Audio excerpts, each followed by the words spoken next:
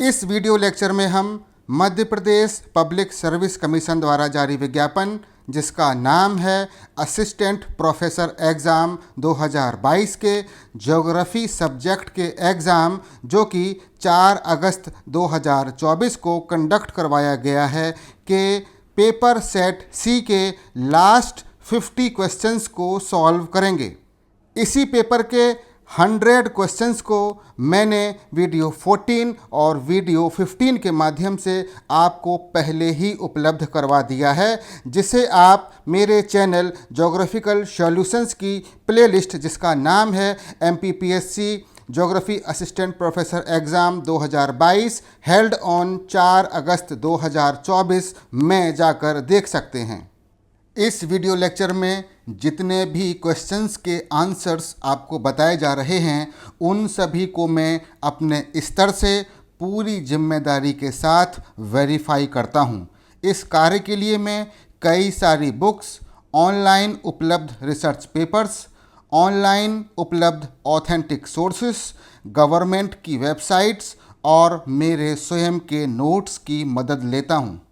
जिन questions के answers को मैं वेरीफाई नहीं कर पाता, जो मुझे नहीं आते हैं, मैं उसे आपको नहीं बताता हूं। क्वेश्चन है, भांडेर का पठार मध्य प्रदेश के निम्नांकित में किस भू आकृति विभाग का हिस्सा है? The Bhander plateau is part of which of the following physiographic divisions of Madhya Pradesh? इस क्वेश्चन का सही आंसर है भांडेर का पठार विंध्यन स्कार्पलैंड का हिस्सा है। नेक्स्ट क्वेश्चन है, मैकल श्रेणी के अमरकंटक क्षेत्र से निकलने वाली 3 नदियों का निम्नांकित में से कौन सा नदी समूह है? Which of the following is correct group of 3 reverse originating from the Amarkantak area of the Maikal range? इस क्वेश्चन का सही आंसर है ऑप्शन नंबर ए, नर्मदा, सोन और जोहिला। नर्मदा नदी, सोन और जोहिला अमरकंटक क्षेत्र से ही निकलती हैं और नर्मदा पश्चिम की ओर बहते हुए खंभात की खाड़ी में गिर जाती है। सोन गंगा नदी की सहायक नदी है और जोहिला सोन की सहायक नदी है। नेक्स्ट क्वेश्चन है, मध्य प्रदेश में लाल पीली मिट्टियों के पाए जाने का मुख्य क्षेत्र कौन सा है?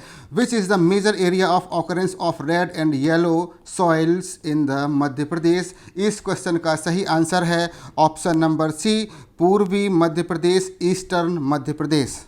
लाल और पीली मिट्टी मध्य प्रदेश के पूर्वी भागों में स्थित बघेलखंड और बुंदेलखंड रीजन में पाई जाती है। नेक्स्ट क्वेश्चन है, मध्य प्रदेश में निम्नलिखित में कौन सा क्षेत्र नहरों द्वारा मुख्य रूप से सिंचित है? Which of the following regions is mainly canal irrigated area in Madhya Pradesh? इस क्वेश्चन का सही आंसर है चंबल बेसिन। नेक्स्ट क्वेश्चन है, वर्ष 2018-19 में मध्य प्रदेश में क्षेत्रफल की दृष्टि से प्रथम 2 खाद्यान्न फसलों का सही समूह कौन सा था? Which was the correct group of first 2 food grain crops of Madhya Pradesh in terms of area under them during 2018-19? इस क्वेश्चन का सही आंसर है ऑप्शन नंबर बी, गेहूं और चना। गेहूं मध्य प्रदेश में सबसे अधिक भाग पर बोई जाने वाली फसल है।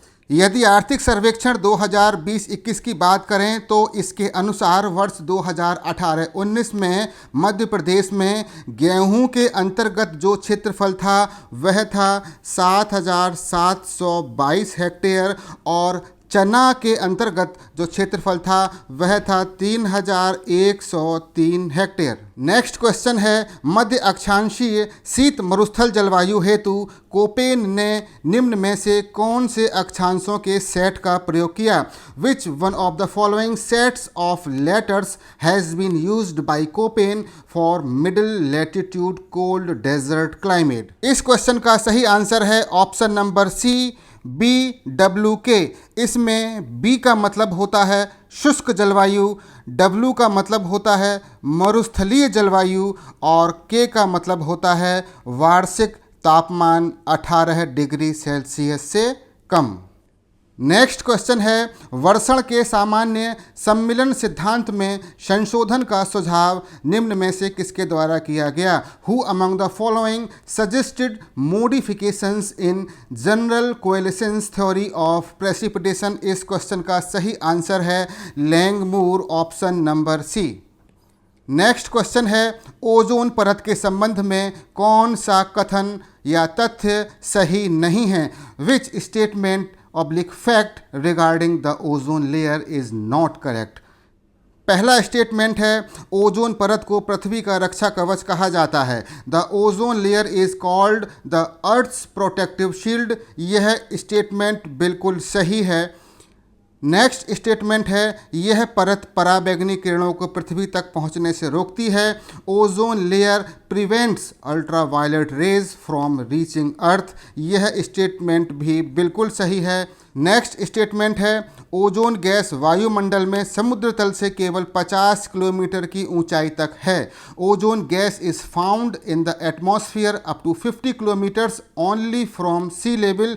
यह स्टेटमेंट गलत है क्योंकि ओजोन का विस्तार 50 किलोमीटर के ऊपर भी पाया जाता है। नेक्स्ट स्टेटमेंट है, ओजोन गैस का सृजन एवं विनाश एक क्रमिक एवं सतत प्रक्रिया है। Creation and destruction of ozone gas is a gradual and continuous process. यह स्टेटमेंट बिल्कुल सही है। इस तरह इस क्वेश्चन का सही आंसर है option number C. Next question है, नगर ताप द्वीप अर्बन हीट आइलैंड के संदर्भ में क्या सही नहीं है? इस क्वेश्चन को सॉल्व किया जाए इससे पहले हमको अर्बन हीट आइलैंड को समझना होगा। यदि हम समुद्र में आइलैंड्स की बात करें तो समुद्र में पाए जाने वाले आइलैंड्स कुछ इस तरीके से आपको दिखाई पड़ते हैं। किनारे की तरफ समुद्र का जल क्षेत्र होता है और बीच में आइलैंड का उभरा हुआ भाग आपको दिखाई देता है।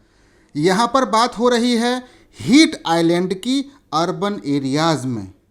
यदि इस डायग्राम को हम ध्यान से देखें, इसकी एक्स एक्सिस पर मैंने बीच में अर्बन एरिया को दिखाया है या किसी सिटी को दिखाया है, जबकि किनारे पर रूरल एरियाज़ या ग्रामीण क्षेत्र दिखाए गए हैं। वाई एक्सिस पर टेम्परेचर दिखाया गया है और यह जो आपको रेड कलर की लाइन दिखाई जा रही है, यह टेम्परेचर को प्रदर्शित करने वाला एक कर्व है। यदि इस लाइन को आप ध्यान से देखें तो रूरल एरियाज़ के ऊपर तापमान कम मिलेगा, जबकि अर्बन एरिया या सिटी एरिया के ऊपर तापमान अधिक प्राप्त हो रहा है। यदि इस कर्व के शेप के बारे में बात की जाए तो इसकी शेप समुद्र में मिलने वाले आइलैंड की तरह दिखाई दे रही है, इसलिए इसको कहा जाता है urban heat island. Urban areas surrounding rural areas से या नगरीय क्षेत्र चारों ओर स्थित ग्रामीण क्षेत्रों से अधिक गर्म होते हैं या अधिक वार्मर होते हैं। दोनों ही क्षेत्र जो कि आसपास स्थित हैं अलग अलग तापमान को प्रदर्शित करते हैं। नगरीय या अर्बन एरियाज़ का तापमान अधिक और ग्रामीण या रूरल एरियाज़ का तापमान कम होता है। दिन की तुलना में रात्रि के समय अर्बन एरिया और रूरल एरियाज़ के मध्य पाया जाने वाला यह टेम्परेचर डिफरेंस बढ़ जाता है, अर्थात रात्रि के समय यह प्रभाव अधिक प्रबल हो जाता है, अधिक शक्तिशाली हो जाता है। दिन में दोनों ही एरियाज़ सोलर रेडिएशन से समान मात्रा में ऊष्मा प्राप्त करते हैं। ऐसी स्थिति में UHI या अर्बन हीट आइलैंड के हम कारणों को समझेंगे। देखिए, अर्बन एरियाज़ में अर्बन हीट आइलैंड के कुछ प्रमुख कारण हैं। जैसे पहला कारण है मॉडिफिकेशन ऑफ लैंड सरफेस।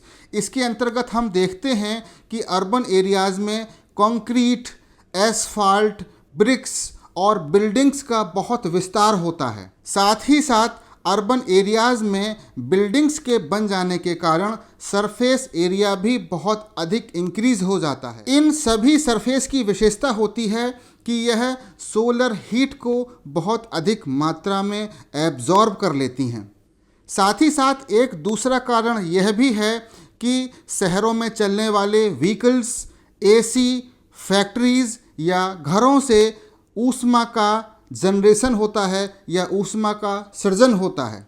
तीसरा एक प्रमुख कारण है कि नगरीय क्षेत्रों में ट्री कवर या ग्रीन स्पेस की बहुत कमी होती है, जिसके कारण एवेपोरेटिव कूलिंग नहीं होने पाती। यदि हम रूरल एरियाज़ की बात करें तो यहाँ पर जो लैंड सरफेस है उसका बहुत अधिक मॉडिफिकेशन नहीं हुआ होता है। यहाँ पर जो घर होते हैं या जो बिल्डिंग्स होती हैं उनकी संख्या बहुत कम होती है। साथ ही साथ यहाँ पर सड़कों की डेंसिटी भी बहुत कम पाई जाती है। इस कारण से यह जो लैंड सरफेस होती है यह सोलर एनर्जी को बहुत कम मात्रा में अवशोषित करती है। वहीं रूरल एरियाज़ में ट्री कवर या ग्रीन स्पेस बहुत अधिक क्षेत्र पर पाए जाते हैं, जिसके कारण एवेपोरेटिव कूलिंग होती है। इस तरह हमने देखा कि नगरीय क्षेत्रों में हीट का अवशोषण बहुत अधिक होता है और एवेपोरेटिव कूलिंग बहुत कम होती है, जिस कारण नगरीय क्षेत्रों में हीट ट्रैप हो जाती है या हीट वहीं जमा हो जाती है, वहीं रुकी रहती है। इस कारण से नगरीय क्षेत्रों का तापमान हमेशा अधिक मिलता है, जबकि ग्रामीण क्षेत्रों में सोलर हीट का एब्जॉर्प्शन या सौरिक ऊष्मा का अवशोषण बहुत कम होता है। साथ ही साथ यहाँ पर एवेपोरेटिव कूलिंग भी बहुत होती है, जिस कारण से इन क्षेत्रों में जो हीट ट्रैप होती है या जो हीट जमा होती है उसकी मात्रा बहुत कम होती है, जिसके कारण यह क्षेत्र कम तापमान को प्रदर्शित करते हैं। इस तरह अर्बन एरिया और उसके सराउंडिंग रूरल एरियाज़ में अर्बन हीट आइलैंड का प्रभाव दिखाई देता है। शहर के विभिन्न भागों में तापमान में अंतर मिलता है। शहर के बीच के भागों में अन्य भागों की तुलना में अधिक तापमान मिलता है। अर्बन हीट आइलैंड का एक प्रभाव होता है पॉल्यूशन डोम या प्रदूषण गुंबद।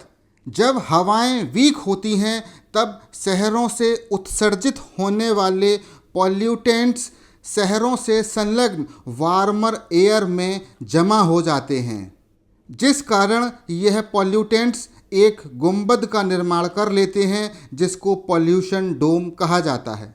अर्बन हीट आइलैंड को समझ लेने के बाद अब हम अपने पहले स्टेटमेंट को देखेंगे। पहला स्टेटमेंट है, उष्ण लहरों की प्रचंडता शहरों में गांव की तुलना में नगर ताप द्वीप के कारण अधिक है। The severity of heat waves is usually greater in cities because of urban heat island. यह ऑप्शन बिल्कुल सही है। अगला स्टेटमेंट है, बड़े शहर उष्ण लहरों के दौरान रात को ग्रामीण क्षेत्रों जैसे ठंडे हो जाते हैं। Large cities cool off as much at night during heat waves as rural areas do. यह स्टेटमेंट बिल्कुल गलत है, क्योंकि शहरी क्षेत्र गर्म हो जाते हैं जबकि ग्रामीण क्षेत्र ठंडे बने रहते हैं। नेक्स्ट स्टेटमेंट है, नगर ताप द्वीप प्रभाव नगर केंद्र में अधिक प्रचंडता से अनुभव किए जाते हैं। Urban heat island effects is experienced more severely in city centres. अभी मैंने आपको बताया कि शहरों के बीच के भागों में अन्य भागों की तुलना में अधिक तापमान मिलता है। इस तरह यह ऑप्शन भी बिल्कुल सही है। नेक्स्ट स्टेटमेंट है, स्थिर वायुमंडलीय दशाएं जो सामान्यतया उष्ण लहरों से संबंधित हैं वे नगरीय क्षेत्रों में दूषित कणों को आकर्षित करती हैं। The stagnant atmospheric conditions usually associated with heat waves trap pollutants in urban areas. अभी मैंने आपको बताया पॉल्यूशन डोम के बारे में। इस तरह यह स्टेटमेंट या यह ऑप्शन भी बिल्कुल सही है। इस तरह इस क्वेश्चन का सही आंसर है option number B. Next question है, निम्न में कौन सी मौसम की दशा तड़ित झंझा से संबंधित नहीं है? Which one of the following weather conditions is not related with thunder storms?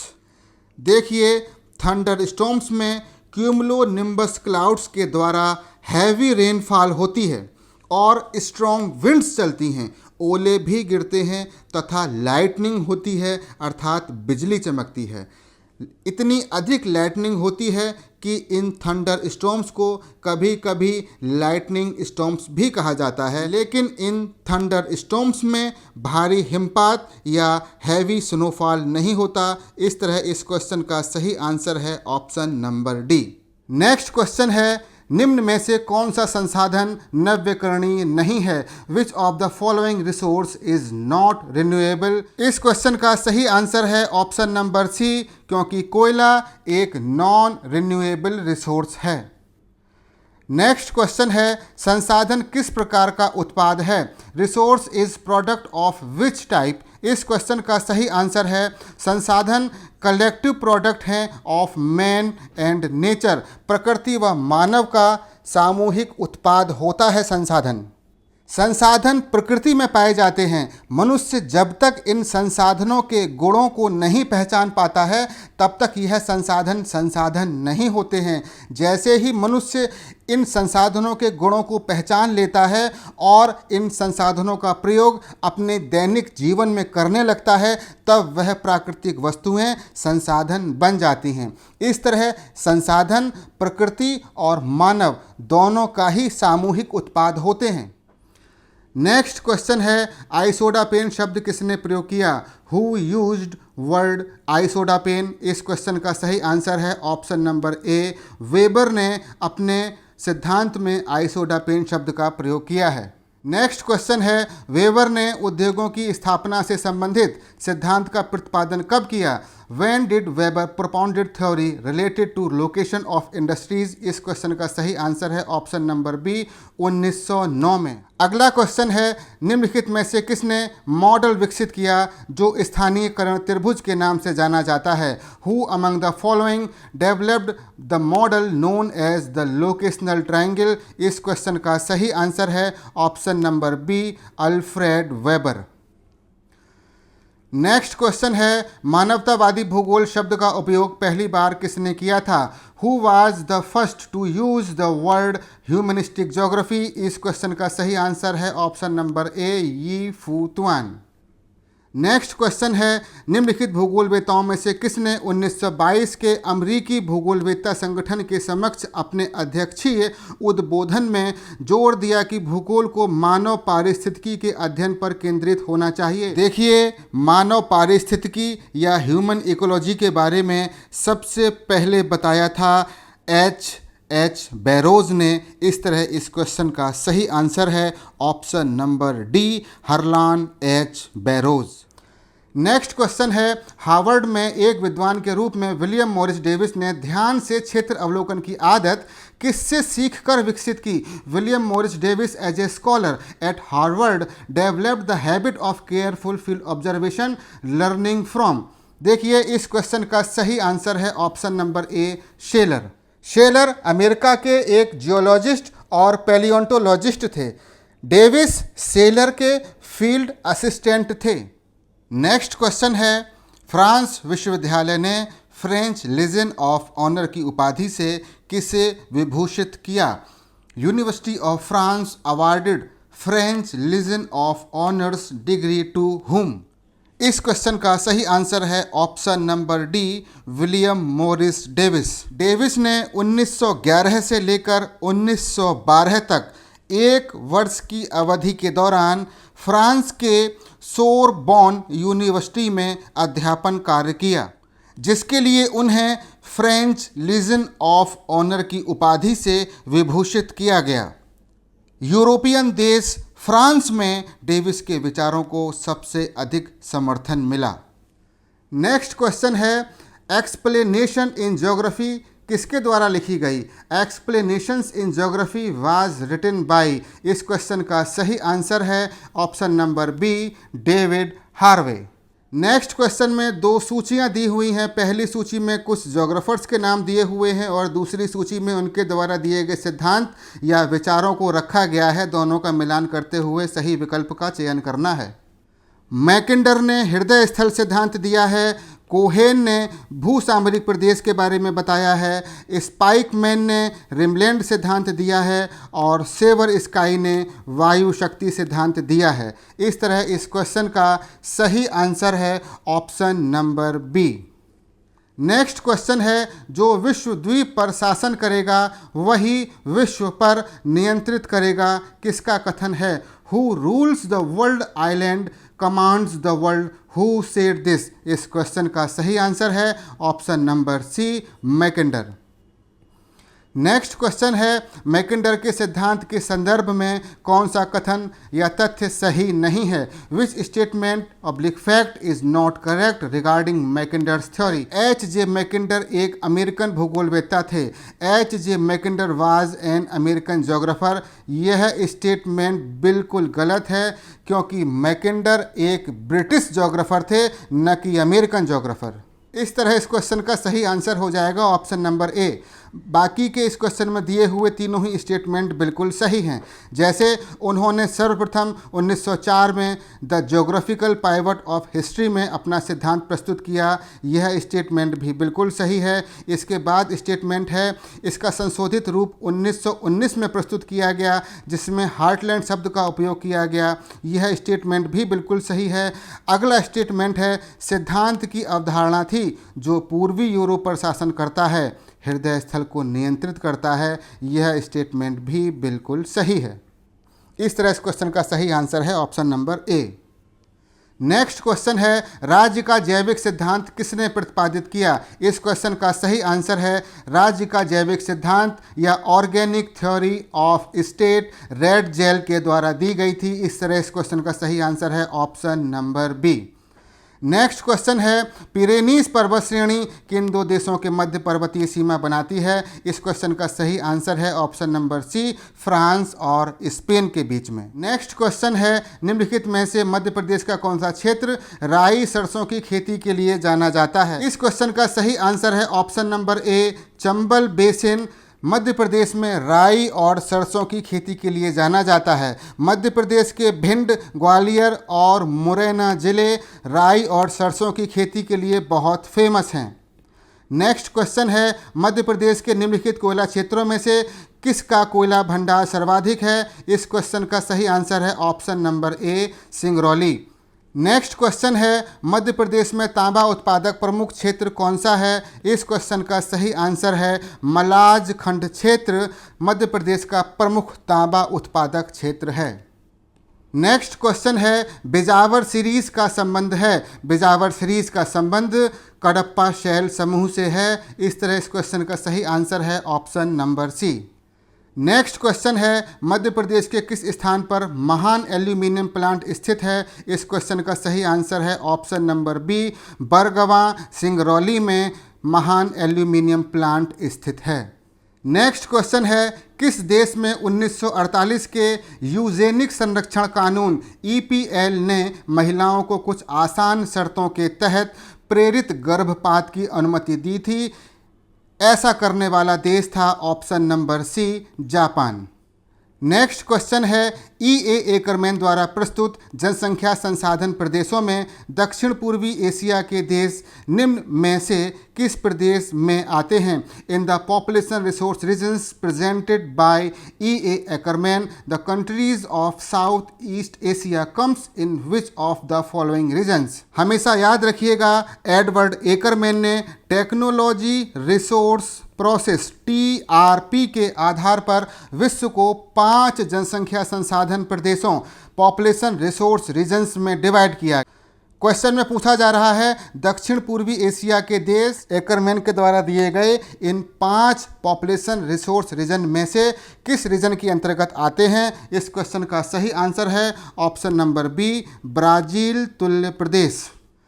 Next question है, कौन से शब्द का अभिप्राय बस्तियों को उनके आकार अथवा अन्य बातों जैसे कि उनके द्वारा किए जाने वाले कार्यों एवं सुविधाओं के आधार पर विभिन्न श्रेणियों में विभाजित करता है? Which term denotes a ranking of settlements into successive groups on the basis of size और various other basis such as functions performed और facilities offered by the settlements? इस क्वेश्चन का सही आंसर है ऑप्शन नंबर ए, अधिवास पदानुक्रम या settlement hierarchy.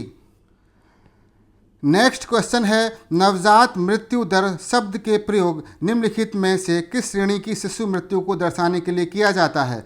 The term neonatal mortality rate is used to denote to the death of which category of infant given below? इस question का सही आंसर है ऑप्शन नंबर ए।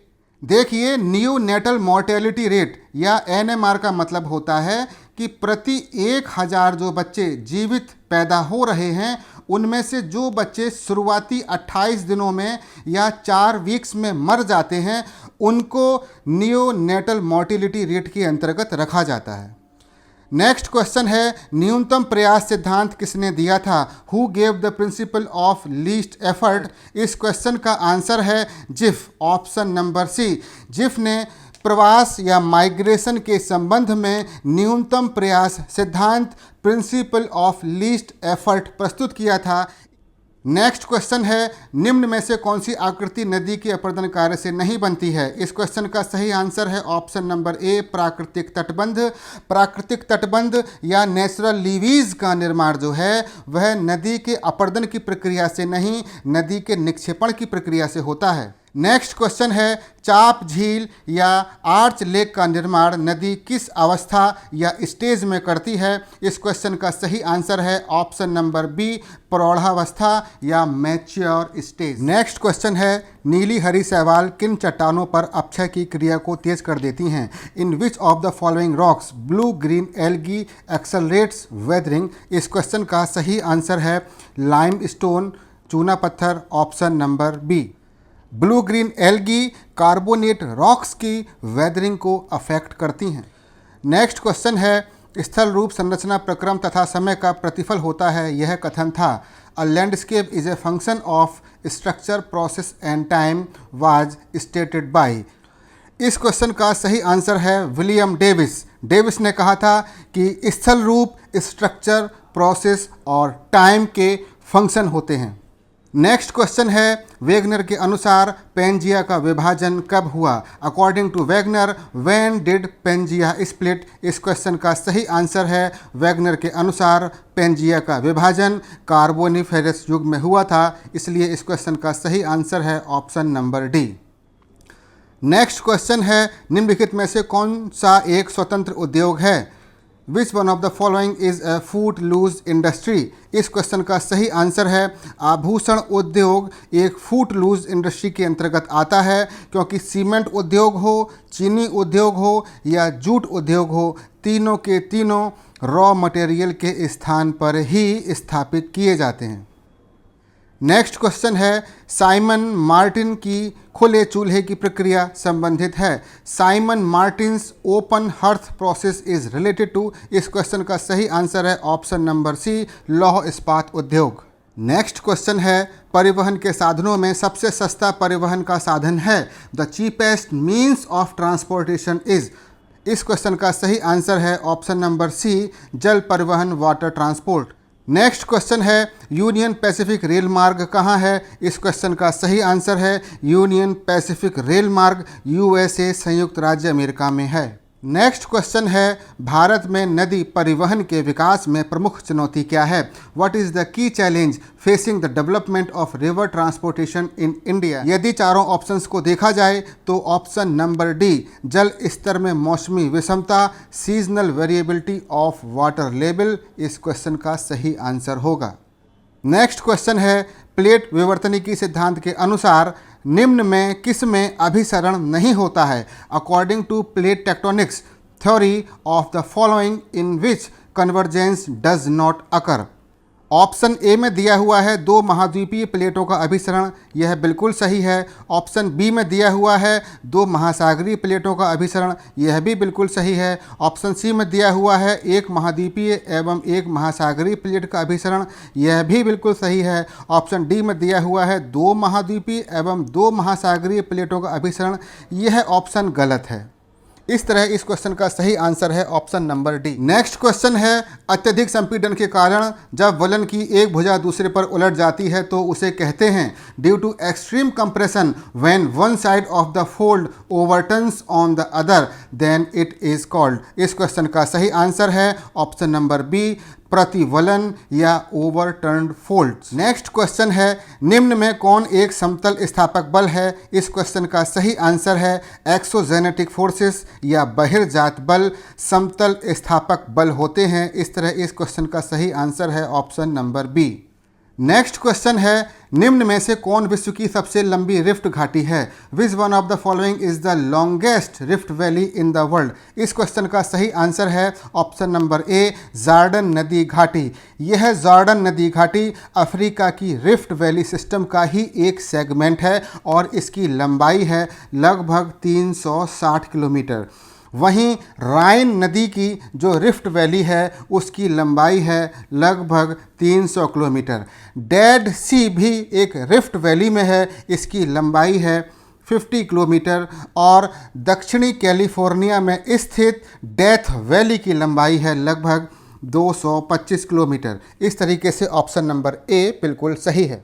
नेक्स्ट क्वेश्चन है, निम्न में से कौन सा नदी डेल्टा चापाकार आकृति का नहीं है? Which one of the following river delta is not arcuate shaped? इस क्वेश्चन का सही आंसर है मिसिसिपी नदी का डेल्टा चापाकार नहीं है, यह पंजाकार है।